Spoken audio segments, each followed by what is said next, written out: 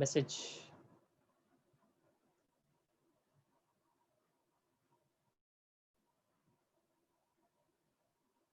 आवाज आ रही है? Yes sir. ओके ठीक है। मैंने आप लोगों को पढ़ के आने बोला था, ग्रुप में मैसेज भी किया था मैंने, पढ़ा क्या आप लोगों ने? Yes sir. पढ़ा? ओके चलो ठीक है। चलो मुझे बताओ जाइगोमॉर्फिक क्या होता है? मैसेज करो क्या? मैं रुको म्यूट ही कर देता हूँ, मुझसे मैसेज चाहिए। जाइगोमॉर्फिक का दूसरा बताओ क्या होता है? Zygomorphic is also known as, another name is, इसका दूसरा नाम क्या है? परफेक्ट, एक आंसर आया सिर्फ। चलो 2 आंसर है।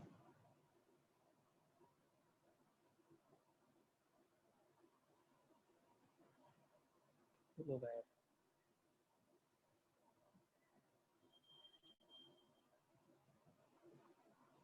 अच्छा पिडंकल का दूसरा नाम क्या है?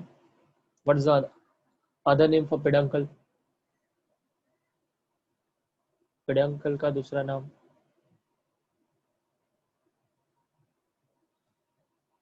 परफेक्ट, परफेक्ट आंसर सही है।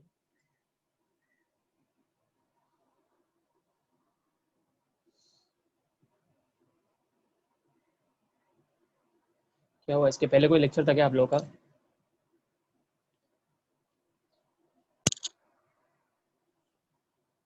काफी कम लोग रिप्लाई कर रहे हैं इसलिए।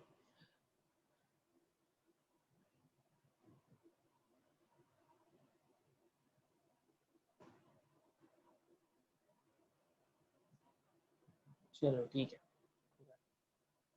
अच्छा इसके पहले वाला ये जो समझाया था, ये समझ में आया था आप लोगों को? एपिगाइनस, पेरिगाइनस, ये सब समझा था या कुछ डाउट है? किसी को कोई डाउट है इसमें? एपिगाइनस, पेरिगाइनस, हाइपोगाइनस, इसमें किसी को कोई डाउट है या फिर हम आगे बढ़ सकते हैं? No doubt.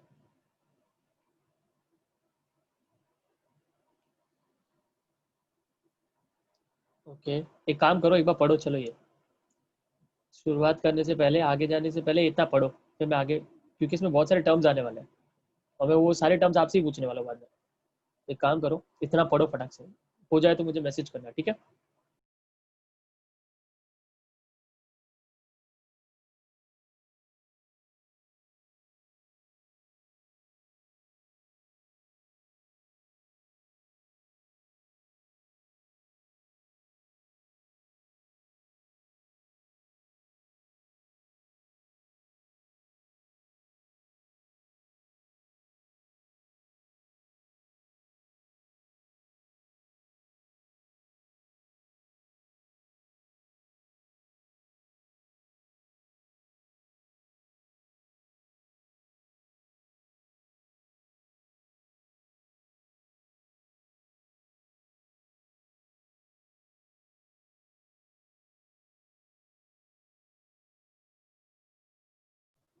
पढ़ रहे हो ना? पढ़ो हाँ, ऐसे बैठना नहीं, आपको पढ़ना है।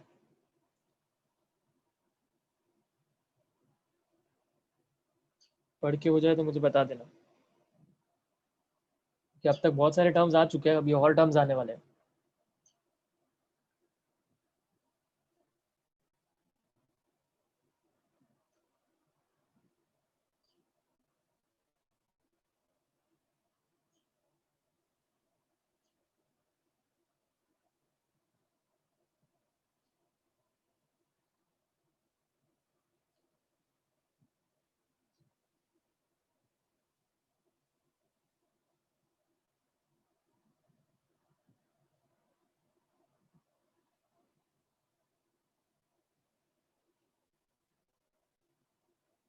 ओके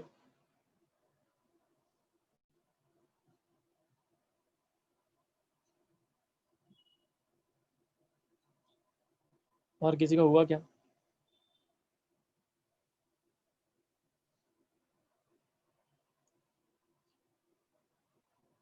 एक बार टर्म्स क्लियर हो जाए उसके बाद आप एग्जाम्पल लर्न करना स्टार्ट करना है इसका। पहले टर्म्स क्लियर होने चाहिए आपको, रिम ऑफ द थैलेमस में आपको बताया तो था मैंने, रिम क्या होता है प्रीवियस क्लास में, क्या बताया था मैंने रिम। समझो अगर आपके पास एक कुछ भी ले लो, आप ग्लास ले लो, ग्लास, अगर आपके पास ग्लास, घर में सबके होते हैं ग्लास राइट, तो ग्लास में अगर आप देख सकते हो जो ग्लास होता है ऐसा होता है राइट, ये ग्लास है, ये ग्लास का ये जो पोर्शन है ना, रुको मैं दूसरे कलर से बताता हूँ, ये पोर्शन है ना ग्लास का, ये वाला हिस्सा, ये इतना वाला, this is known as rim of the glass, इसको बोलते हैं रिम। अब अगर आप ग्लास को एक साइड से देखोगे तो ग्लास आपको कैसा दिखेगा, ऐसे ही दिखेगा ना ग्लास, तो ग्लास आपको ऐसे दिखेगा। इसी ग्लास को अगर आप ऊपर से देखोगे, इसी ग्लास, ये जो अभी मैंने नीचे जो बनाया ये ग्लास, ये तो आपको ऐसे दिखेगा। इसी ग्लास को आप ऊपर से देखोगे तो आपको सर्कल दिखेगा ना, आपको सर्कल दिखेगा ना, तो वो सर्कल क्या होता है, रिम। तो यहाँ पर भी वही है, आप देख सकते हो ये जो पोर्शन है ये अभी ऐसे दिख रहा है 2 डायमेंशनली, सामने से देख रहे हो तो, पर अगर आप यही ऊपर से देखोगे तो आपको कैसा दिखेगा, ऐसा, इसको बोलते हैं रिम। और इसके ऊपर ग्रो हो रहे सारे चीजें, ठीक है, इसके ऊपर सारी एंड्रोशियम और स्टेमेंस और ये सब जो भी है, स्टेमेंस से एंड्रोशियम ही हो गया, पेटल्स और कैलिक्स सब उसके ऊपर ग्रो कर रहे हैं, ठीक है, इसको बोलते हैं रिम।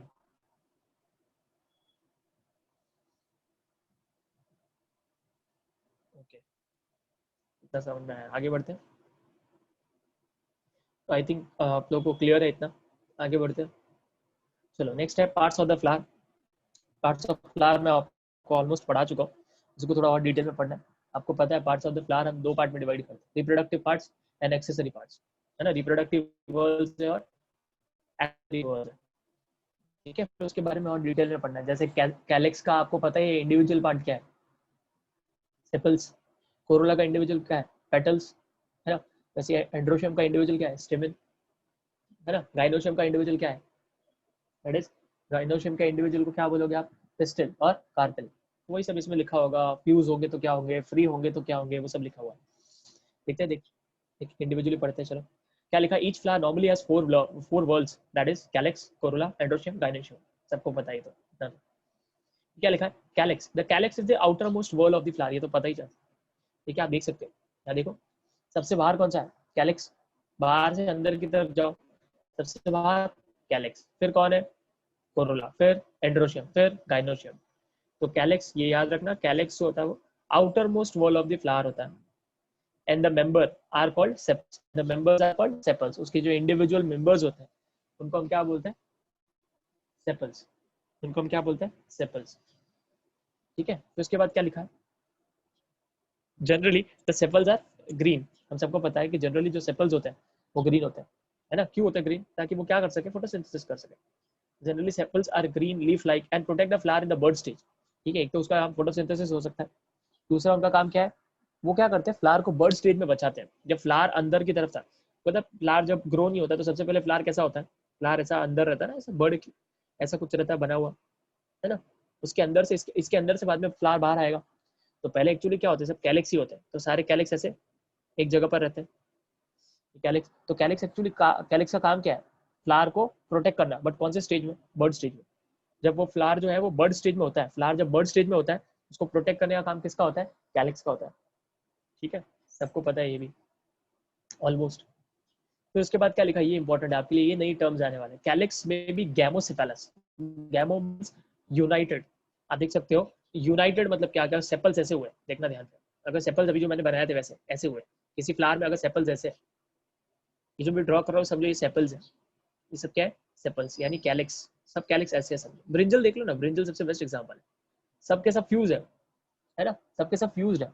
तो जब सारे के सारे एक हर एक सेपल्स अगर फ्यूज्ड है तो उसको बोलते हैं, उसके लिए टर्म्स यूज किया जाता है गैमोसेफेलस, गैमो मींस फ्यूज, सेपल्स, सेपल्स जो है वो फ्यूज्ड है, उसको बोलते हैं गैमोसेफेलस। और अगर फ्री हुए, फ्री मतलब समझो एक पूरा हेलिक्स है, फिर उसके बाद दूसरा है, फिर तीसरा है, फिर फोर्थ है, फिर फिफ्थ है, ऐसा है, दोनों इन सब एक दूसरे के बीच में कोई लिंक नहीं है, दो फ्यूज नहीं है।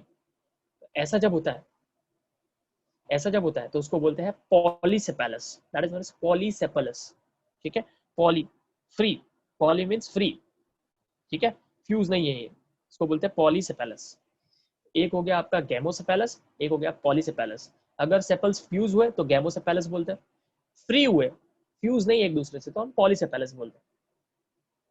समझ में आया, एकदम सिंपल, कितना क्लियर है।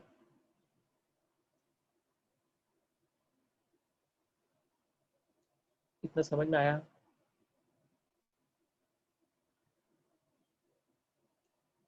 ठीक है, तो एकदम सिंपल से कुछ कुछ नए टर्म्स आने वाले हैं, बस उन टर्म्स का ध्यान रखो। पहले आपका काम ही यही है, आपका काम सबसे पहले ये है कि आप टर्म सीखो। एक बार टर्म्स आपको समझ में आ जाएंगे, उसके बाद क्या है, उसके बाद आगे का तो करना ही है, हम एग्जाम्पल्स और अब लर्न करनी है। ठीक है, एग्जाम्पल हम बाद में भी लर्न कर सकते हैं, पहले टर्म्स तो क्लियर हो जाए किसको क्या बोलते हैं। ओके, इतना हो गया। आगे देखते हैं कोरोला के बारे में। कोरोला आपको पता है, कोरोला में फ्लावर में कोरोला का काम क्या है? कोरोला क्या करता है, इंसेक्ट्स को अट्रैक्ट करता है, इंसेक्ट्स को अपनी तरफ अट्रैक्ट करता है। कलरफुल, बहुत ही ब्यूटीफुल होते हैं कोरोला, मोस्टली कोरोलास ब्यूटीफुल होते हैं। ठीक है, कोरोला जो है वो और क्या बोल सकते हैं, कॉन्स्पिक्यूअस होते हैं। कॉन्स्पिक्यूअस मतलब किसी की नजर वहां ऑटोमेटिकली जाएगी, ऐसा होता है ना। कोरोला एकदम ब्राइट होता है, कलरफुल होता है, कॉन्स्पिक्यूअस होते हैं। ठीक है, उसकी वजह से क्या होगा, इंसेक्ट्स उस तरफ अट्रैक्ट होंगे, और इंसेक्ट उस तरफ अट्रैक्ट होंगे तो इंसेक्ट आपको पता है इनडायरेक्टली क्या करते हैं, पॉलिनेशन। इंसेक्ट का काम क्या होता है, पॉलिनेशन। पॉलिनेशन पता है ना आपको सबको, पॉलिनेशन क्या होता है पता है ना? आप बोल भी सकते हो, बोल के भी बता सकते हो। पॉलिनेशन पता है ना?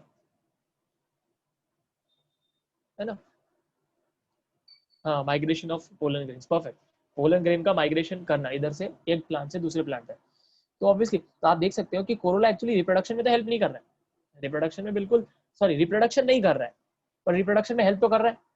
वो इंसेक्ट्स को अट्रैक्ट कर रहा है, और इंसेक्ट को अट्रैक्ट करेगा तो उसकी वजह से क्या होने वाला है, उसकी वजह से वो लोग फ्लावर पे आके बैठेंगे, फ्लावर पे बैठेंगे तो उसकी वजह से वो जो उनके पैर में या उनकी बॉडी पे जो भी पोलन ग्रेन स्टिक होंगे, वो फ्लावर के गाइनोशियम तक पहुंच सकते हैं, और फ्लावर के गाइनोशियम तक पहुंचेंगे तो फिर फर्टिलाइजेशन हो सकता है। तो वो लोग फर्टिलाइजेशन में डायरेक्टली हेल्प नहीं कर रहे हैं, इनडायरेक्टली हेल्प कर रहे हैं। इसीलिए उनको हम क्या बोलते हैं, एक्सेसरी वॉल्स और नॉन रिप्रोडक्टिव वॉल्स। ठीक है, तो देखो corolla is composed of petals, ये मैं पहले ही बता चुका हूँ आपको। Petals are usually bright coloured to attract insects for pollination. ठीक है, कैलिक्स कोरोला भी है, गैमोपेटलस, पॉलीपेटलस। अगर सारे फ्यूज हुए, अगर प्लांट के अंदर कोरोला फ्यूज है तो उसके वर्ड क्या यूज करो, गैमोपेटलस। जैसे यहाँ पे सेपल था, यहाँ पे पेटल वाला गैमोपेटलस। फ्री हुए, पॉलीपेटलस, एकदम वो लिखा हो, लिखा है गैमोपेटलस, पेटल्स यूनाइटेड, फ्री और पेटल। समझ में आया? ठीक है, तो एकदम सिंपल है। उसके बाद जो वर्ड आया वो भी है नीट में, shape the colour of the collar.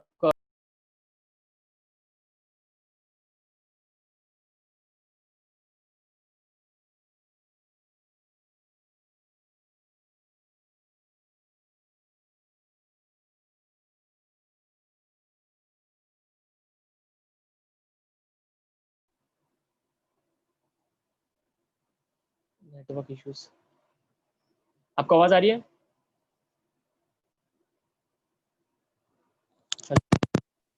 Yes, sir. Yes, sir. Actually network issues पूरा गया, वापस लाना पड़ा, एक मिनट रुको। अगर आपको कोई भी इंस्टेंट पे आवाज नहीं आया तो मुझे प्लीज बताइए, क्योंकि नेटवर्क के इश्यूज होते हैं एक्चुअली, तो प्लीज, वरना क्या मैं बोलते ही जाऊंगा सर। प्लीज आप में से कोई भी अगर आपको लगे कि आवाज नहीं आ रही तो मुझे तुरंत बताइए, आवाज नहीं आ रही। ओके, वापस जाते, तो हम कहाँ पे थे, हम गैमोपेटलस और पॉलीपेटलस के बारे में बात कर रहे थे, है ना। इजी है, गैमो मीन्स क्या होता है, फ्यूज्ड, पॉली मीन्स क्या होता है, फ्री। देखो भाई लिखा है ना। उसके बाद जो हम पढ़ रहे थे, हमें पता है कि हर एक प्लांट के अंदर ऑब्वियसली पेटल्स के शेप अलग अलग होते हैं, और पेटल्स के कलर भी अलग अलग होते हैं। लॉजिक सी बात है, रोज जो होता है वो रेड होता है ना, सनफ्लावर देख लो वो येलो होता है ना। तो ऑब्वियसली उनके शेप अलग होते हैं और कलर भी अलग होते हैं। तो लिखा है the shape and the colour of the Corolla very greatly in the plants, very करते हैं। ठीक है, इसके अलावा ये जो इसके बाद वाला स्टेटमेंट है ये नीट में आया हुआ है, कोरोला में भी ट्यूबुलर, कोरोला जो होते हैं वो ट्यूब ट्यूब शेप के भी हो सकते हैं। ठीक है, बेल शेप के भी हो सकते हैं, फनल शेप के भी हो सकते हैं, व्हील शेप के भी हो सकते हैं। ये एग्जाम में क्वेश्चन आया हुआ है, ऐसा कैसा। एक्चुअली नीट में क्वेश्चन कैसा आता है पता है आपको, ऐसा आता है, which of the following statement is incorrect, which of the following statement is incorrect. 4 option देंगे और चारों में से कुछ ना कुछ लाइन एनसीईआरटी में से लिखेंगे वो लोग, किसी एक लाइन को वो लोग ट्विस्ट कर देंगे, किसी एक लाइन में वो लोग कोई वर्ड को चेंज कर देंगे, और आप वो पहचान नहीं पाओगे, और वही आंसर होगा, क्योंकि which of the following is true except, ऐसा क्वेश्चन आता है, which of the following is true except, मतलब फॉल्स स्टेटमेंट पूछ रहे हैं। तो आपको चार लाइन दी रहेगी, उसमें से आपको पहचानना पड़ेगा कि कौन सी लाइन गलत है। तो ये लाइन एज इट इज आई हुई है एनसीईआरटी में, जो कि राइट थी, ठीक है। इसमें से कोई और होगा जो गलत स्टेटमेंट होगा, वो आंसर था। तो वो मैं आपको मेन बोल रहा हूँ कि आपको ये ध्यान रखना है कि राइट है या रॉन्ग है, इसीलिए एनसीईआरटी में हर एक लाइन को अच्छे से पढ़ना होता है। तो याद रखना पड़ेगा आपको, कोरोला कैसा हो सकता है, tubular, bell shape, funnel shape and wheel shape, ठीक है, ऐसे याद रखो। ओके,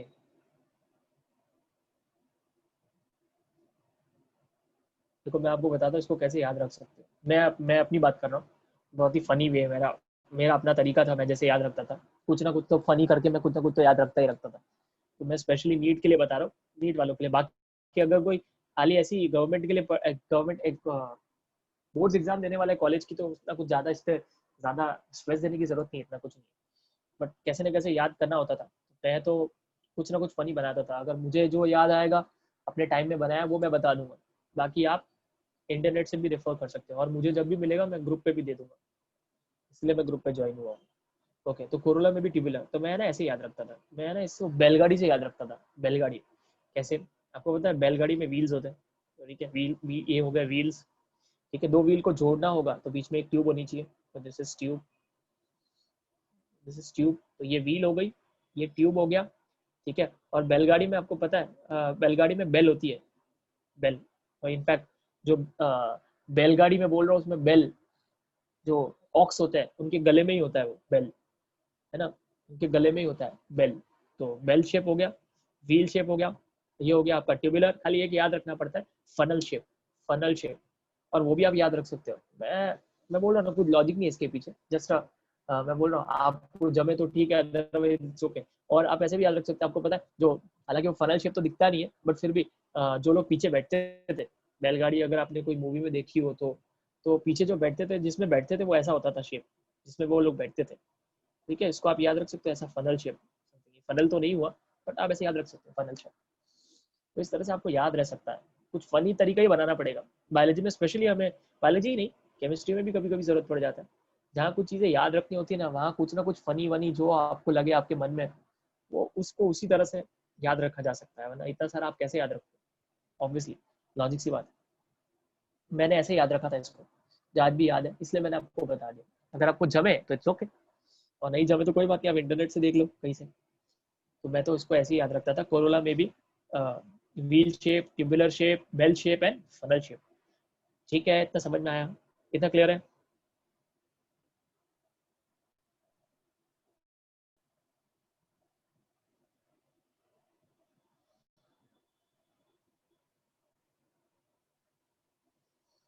सुन तो रहे हो ना? ओके, चलो, 2-3 मैसेज आ गए, ओके, ठीक है। चलो, तो इतना समझ में आ गया, this is all about Corolla, ये कोरोला के बारे में हो गया। ओके, उसके बाद आप देखो, उसके बाद है एस्टिवेशन। ये एस्टिवेशन समझना पड़ेगा आपको। देखो एस्टिवेशन होता क्या है, एस्टिवेशन क्या होता है, ध्यान से सुनो। एस्टिवेशन का मतलब होता है, किसी एक वर्ड को सिलेक्ट कर लो आप, किसी एक वर्ड को, किसी एक वर्ड को, मतलब या तो कैलिक्स को सिलेक्ट कर लो या कोरोला को सिलेक्ट कर लो।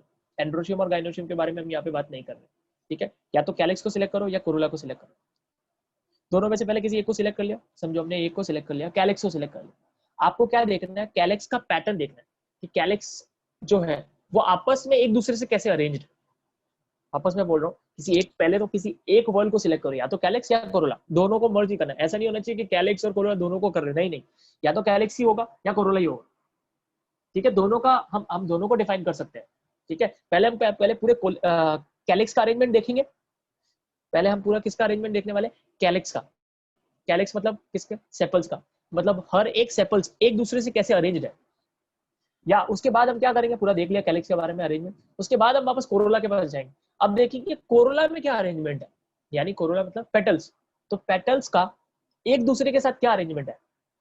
तो किसी एक को सिलेक्ट करने के बाद उसका एक मेंबर का बाकी सबके साथ कैसा अरेंजमेंट है उसकी स्टडी करना is known as aestivation, is known as estimation.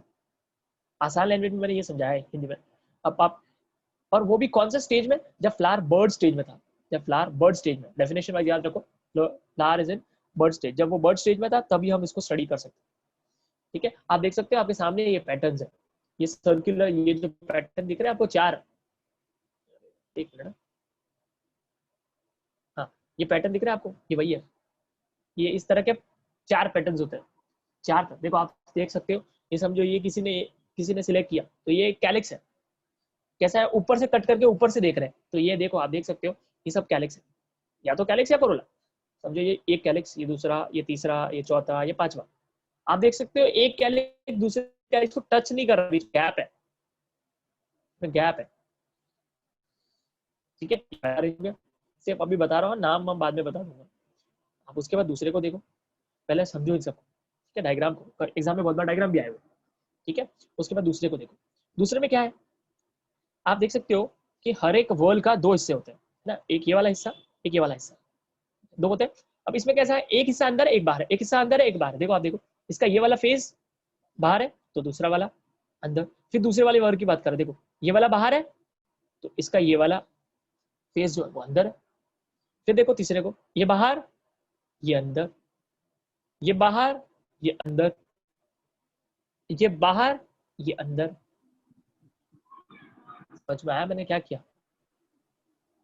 क्योंकि डायग्राम समझना बहुत ज्यादा जरूरी है पहले तो। क्लियर है? क्या बोला मैंने, समझ में आया?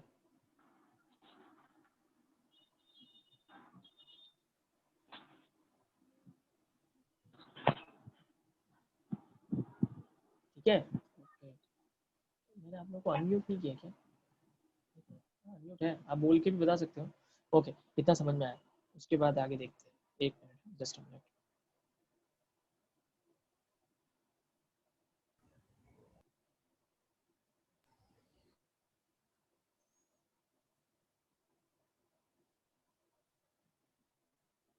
एक मिनट,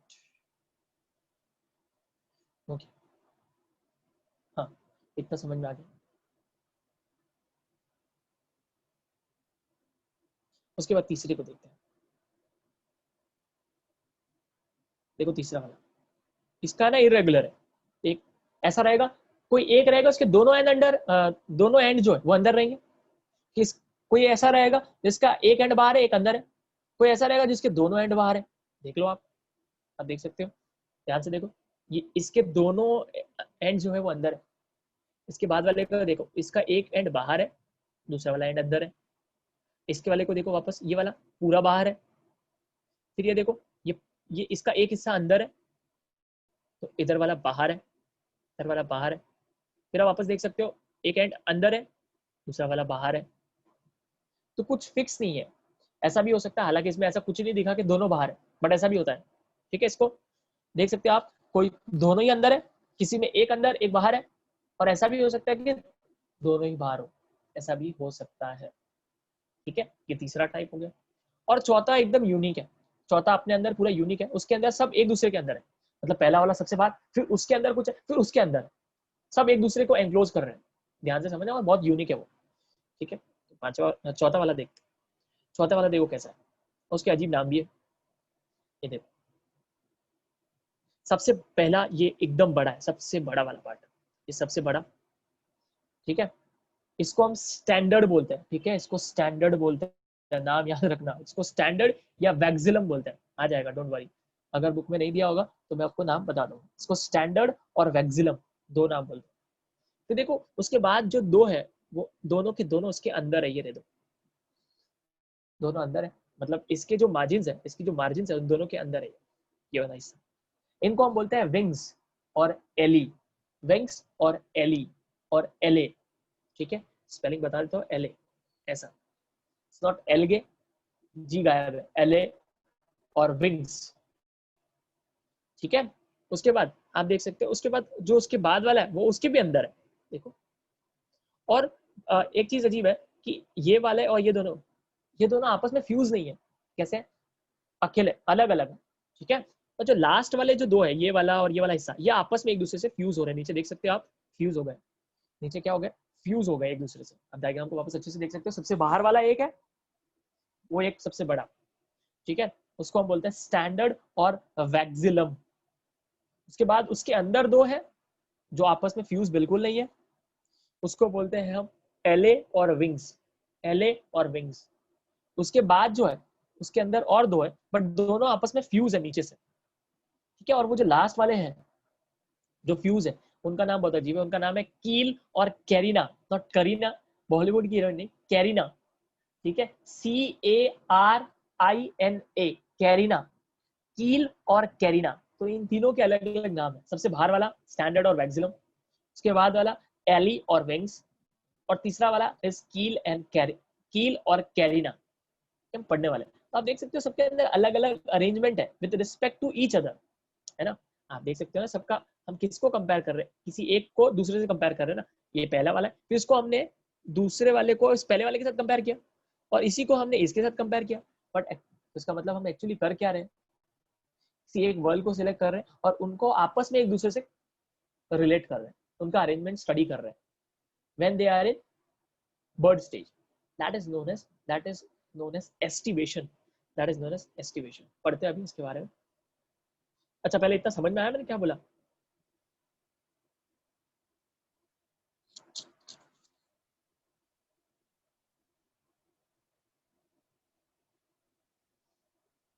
ये आवाज नहीं आ रही, ऐसा कुछ इशू है?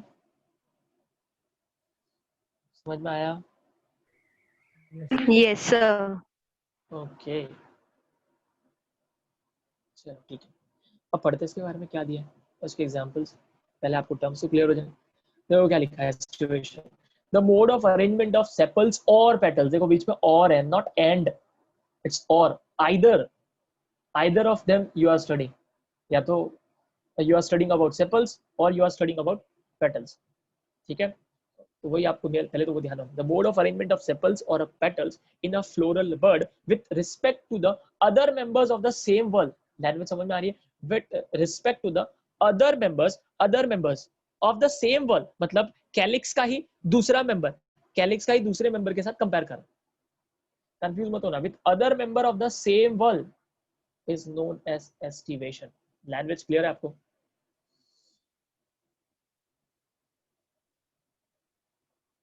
लैंग्वेज समझ में आई?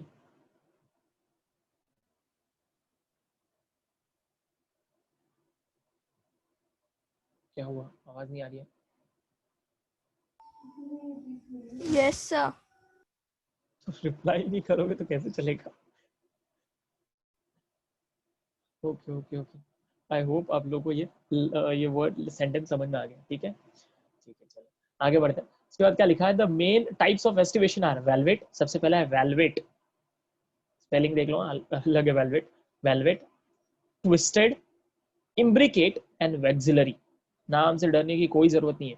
मैं आपको पहले बता देता हूँ, मैं जब पहली पहली बार बायोलॉजी पढ़ रहा था, एकदम पहली पहली बार, तो मुझे भी ऐसे ही लगा था। कुछ लोग तो है ना वर्ड देख के ही छोड़ देते हैं, गलत है। मतलब पहले आप ये कोई ये तो कोई बात ही नहीं बनी, ऐसा थोड़ी होता है। ऑब्वियसली कोई भी हो, कोई भी चीज हो, आप जब पहली पहली बार पढ़ोगे तो उसको तो अजीब लगने ही वाला है, आप कि ये कैसे अजीब अजीब नाम है, आने ही वाले, बायोलॉजी है ये, इसमें आपको अजीब अजीब नाम मिलने ही वाले हैं। तो गिव अप नहीं करना चाहिए। हाँ, मैं ये भी बता देता हूँ आपको, पहली पहली बार पढ़ोगे आपको नाम अजीब अजीब मिलने ही वाले हैं, फॉर श्योर। आप धीरे धीरे जैसे जैसे पढ़ोगे आप फेमिलियर होते जाओगे। और यही तो यूनिक है इस सब्जेक्ट के बारे में। इस सब्जेक्ट में यूनिक वर्ड्स बोलेंगे आपको समझ में नहीं आएंगे, ठीक है ना। तो ऐसा है, इस मतलब बायोलॉजी ऐसा है ना कि जिस सिंपल के लिए लोग कॉम्प्लेक्स वर्ड यूज करते हैं। जैसे यूरिनेशन, यूरिनेशन की अगर आप बात करें, यूरिनेशन, यूरिनेशन के लिए बायोलॉजी वर्ड किसी को पता है क्या? सॉरी, यूरिनेशन के लिए बायोलॉजी वर्ड क्या पता है आप लोग? हाँ, नहीं पता। नहीं पता, ओके ठीक है। तो यूरिनेशन के लिए यूनिक वर्ड है मिक्चुरेशन। अभी किसी को समझ में नहीं आएगा मिक्चुरेशन क्या होता है? हाँ हाँ, अभी किसी एक ने लिखा है, केतवी आपने लिखा है, it is known as micturition. अब अगर आप बोलोगे मिक्चुरेशन तो किसी को क्या समझ में आएगा? नहीं समझ में आएगा। जिसने बायोलॉजी पढ़ रखी है उनको पता होता है मिक्चुरेशन क्या होता है, ठीक है, इसलिए बोलो ये थोड़ा यूनिक है। तो पहली पहली बार बहुत सारे लोग ये वर्ड देख के बोलते हैं ये सब क्या है, नहीं जमेगा मेरे को, ऐसा नहीं होना चाहिए।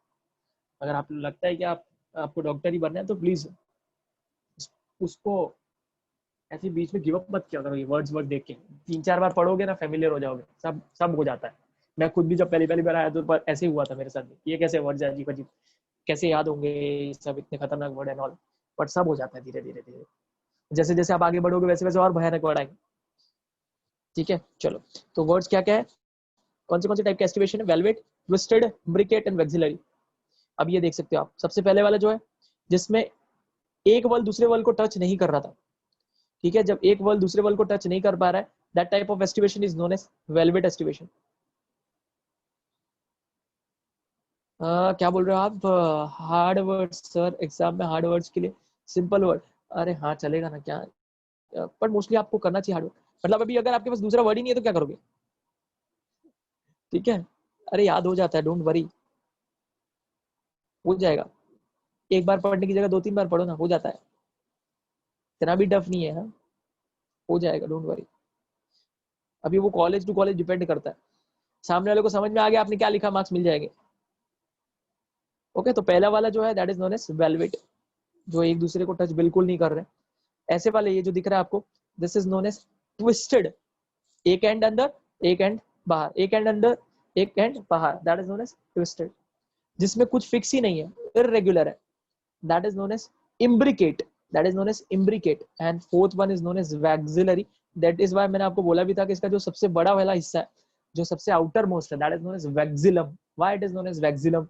because the type of estivation is known as waxillary, because the type of estivation is known as waxillary, that's why the most outermost part or the largest part of the or largest part of this arrangement is known as waxillum or standard. ठीक है, चलो देखते हैं अब इनके बारे में, इनकी डेफिनेशंस पढ़ते हैं। क्या लिखा है, the main type of aestivations are valvate, twisted, imbricate and vexillary when sepals और petals in a whorl just touch one another at the margin without overlapping. हालांकि इसमें तो हमें टच होते भी नहीं दिख रहे, बट अगर वो लोग बोल रहे डेफिनेशन में तो आपको यही याद रखना है, उन्होंने बोला है जस्ट टच हो रहा है बट एक दूसरे को ओवरलैप नहीं करते। ठीक है, बाकी सब में देख सकते हैं आप ओवरलैप हो रहा है, इसमें ओवरलैप नहीं होता है। ठीक है, तो व्हेन सेपल्स और petals in a whorl just touch one,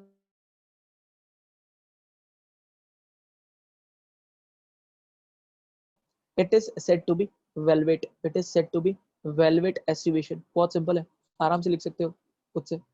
example क्या है इसका, कैलोट्रोपिस, एग्जांपल इज कैलोट्रोपिस।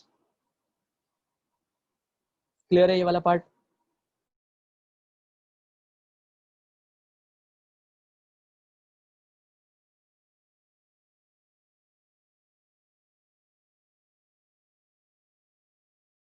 ठीक है, और ये अच्छी चीज भी है रिप्लाई करना, आप अलर्ट रहते हो।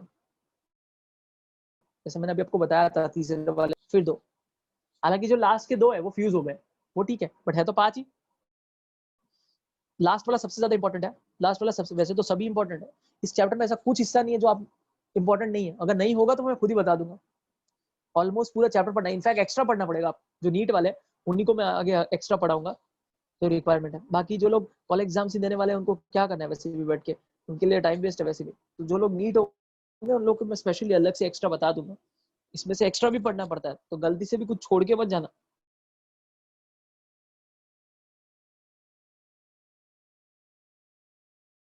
There are 5 petals, the largest, हाँ हाँ हाँ बराबर, ठीक है, ये तो मैं बोलता ही हूँ वैसे भी, जिसको काम का सब्जेक्ट वही बैठो। जिनको इंजीनियरिंग में इंटरेस्ट है वो लोग बायोलॉजी में कभी इंटरेस्ट नहीं लेंगे, आप चाहे उनको कितना भी समझाओ। और जो लोग मेडिकल फील्ड से जाने वाले हैं उनको मैथ्स में इंटरेस्ट रहेगा, फिर भी वो लोग समझ जाते हैं कि ठीक है, नहीं दोनों सब्जेक्ट कभी मत लेना, हिंदी भी ऐसा कुछ है ना अभी।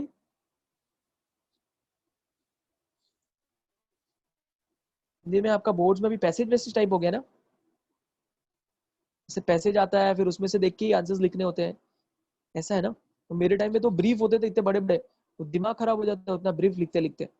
मतलब पहले लेसन्स के 3 ब्रीफ लिखो, फिर पोएम के 3 ब्रीफ लिखो, फिर रैपिड रीडिंग के 2 ब्रीफ लिखो, इतने ब्रीफ लिख लिख के बोर हो जाता था। फिर निबंध लिखो, फिर उसके बाद वो पता नहीं क्या क्या होता था, वो लिख लिख के पागल हो जाता था इंसान। इतना बड़ा हिंदी का पेपर होता था, मतलब सामने वाले को आ रहा है तो भी उसको लिखने का मन नहीं करेगा, इतना हिंदी बड़ा हो जाता था।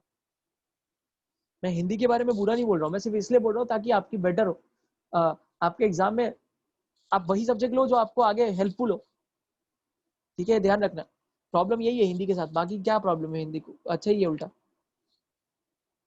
पीसीएम भी कंपलसरी है, ऐसा किसने बोला? ऐसा कोई कौन सा कॉलेज होता है? ऐसा नहीं होता है, पीसीएम भी कंपलसरी, ऐसा हो ही नहीं सकता। ऑप्शन रहता है बायोलॉजी को लेके, पता नहीं है, होगा शायद सैन फ्रांसिस का, मुझे कोई आइडिया नहीं।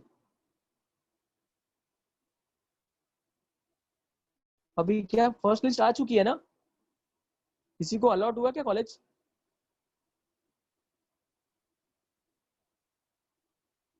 कौन सा कॉलेज, किसको क्या क्या है बताओ नाम। कौन सा कॉलेज है, अपने नाम के साथ कॉलेज बताओ। अरे बाप रे, ये तो मेरा कॉलेज है, आंजी